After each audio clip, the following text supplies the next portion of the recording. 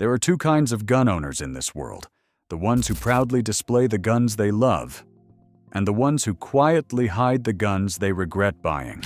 Today, we're talking about those guns, because every shooter, no matter how experienced, ends up buying something that looked good on paper, felt promising in the store, or came highly recommended, only to fall apart in the real world. And sometimes, those regrets teach you more than the guns that actually worked out. So today, let's dive into 5 guns I genuinely wish I hadn't bought. Not because they're the worst firearms ever made, but because they didn't live up to the expectations, the hype, or the purpose I bought them for. And if you're about to shop for a hunting rifle, a PDW, a PCC, or a budget pistol, this video might save you from making the same expensive mistakes. Let's jump straight in. At number 5, the Derya DY9, the Turkish clone that cloned nothing. Well, the DY9 is a Turkish Glock clone, and in today's market, Turkish clone pistols aren't rare at all. In fact, some of them are surprisingly excellent. So when I was buying a group of sub-$300 firearms for a budget review, I grabbed this one for around $280. On paper, it seemed reasonable. 4-inch barrel, optic cut, front HD sight, a grip design that looked experimental but interesting. Even a magwell was included, but then you actually shoot it. This pistol feels like someone tried to copy a Gen 3 Glock from memory. After losing their glasses, in the middle of an earthquake, the trigger is worse. The ergonomics are worse. The accuracy is unpredictable, and the recoil impulse feels like a cheap airsoft gun trying too hard to be real.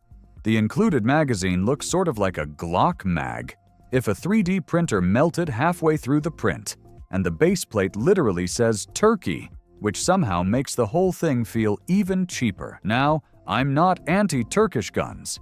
The Tisas we tested recently was phenomenal. Easily one of the best pistols under $300 I've shot in years. But the Derya DY9, it was a disappointment from the first magazine. And here's the real issue. Cloning a Gen 3 Glock is pointless in 2025. There are better pistols to clone.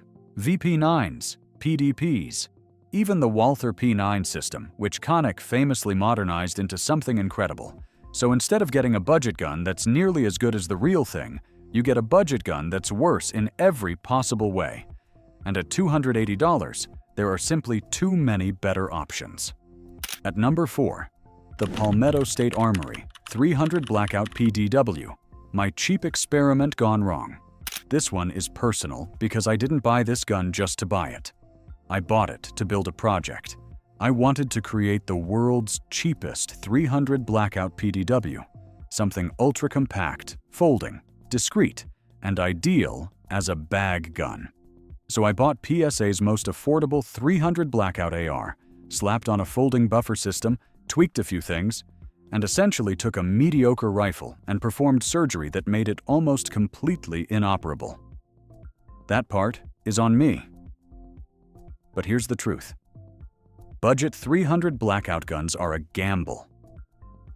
PSA makes some incredible rifles, but their ultra-budget models can be hit or miss, and this one was already borderline before I started modifying it.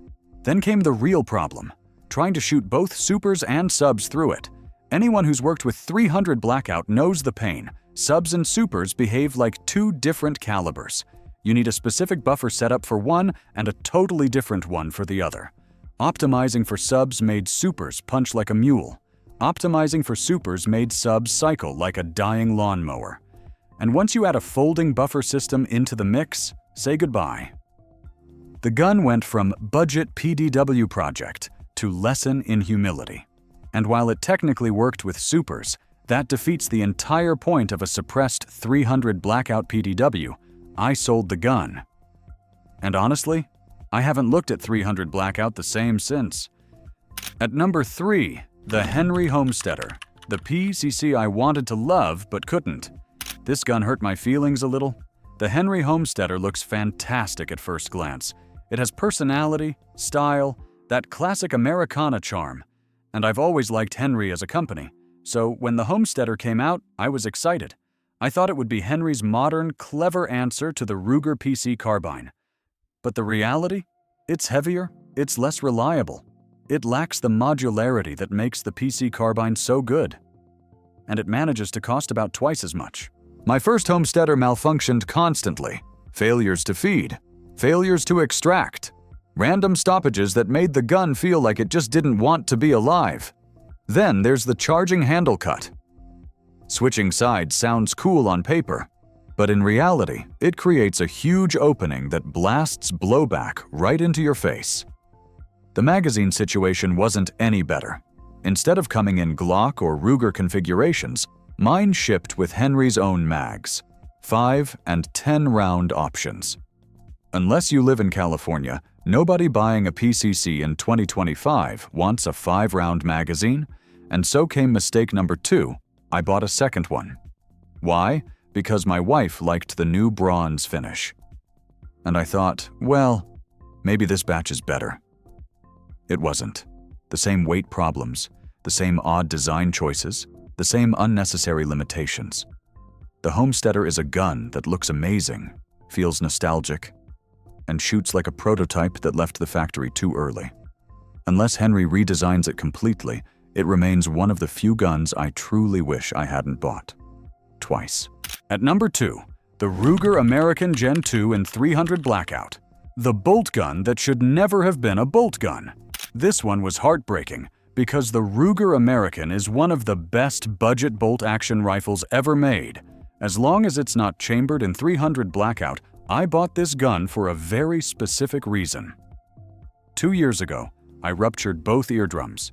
Shooting anything loud became a nightmare, so a suppressed 300 Blackout bolt gun sounded like the perfect solution. Quiet, soft, comfortable, and great for slow, precise shooting. Except it jammed. Constantly. The 300 Blackout cartridge simply does not play well with the Ruger bolt-action system. It doesn't chamber smoothly. It doesn't cycle consistently. Every attempt to run the bolt feels like dragging a cinder block across gravel. And in a bolt-action rifle, your bolt speed is your rate of fire. If the bolt binds, hesitates, or sticks, the gun becomes painful to use. And this one did all 3 ammo cost, made it worse. 300 Blackout is pricey, 5.56 is cheaper, even .308 is sometimes cheaper than 300 Blackout. So not only was the gun frustrating, it was expensive to be frustrated. This experience killed the suppressed 300 Blackout bolt gun dream for me entirely. I bought 2 different models hoping the second would redeem the first. Both were failures. A 100% regret rate. At number 1, the Ruger LC Carbine in 5.7, the most confusing rifle I've ever owned. Let me be clear, I don't hate the 5.7 cartridge. In handguns, it can be fantastic. Lightweight recoil, high capacity, fast follow-up shots. The Smith & Wesson 5.7 pistol with its rotating barrel is one of the smoothest pistols I've shot in that caliber.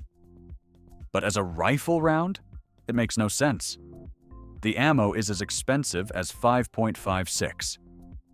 The rifles cost as much as 5.56 rifles, but you get a quarter of the power, a weaker platform, and performance that doesn't justify the cost. If you want a plinking rifle, buy 9mm. If you want a defensive rifle, buy 5.56. If you want a fun gun, buy .22. The 5.7 rifle lives in a strange no man's land where it can't decide what it's supposed to be. And the LC Carbine itself? The trigger feels cheap. The ergonomics feel off. The mag release feels like it came from a toy. The overall build doesn't match the price tag. And because I disliked it so much, it didn't even stay long enough to appear on the table I sold it. Quickly.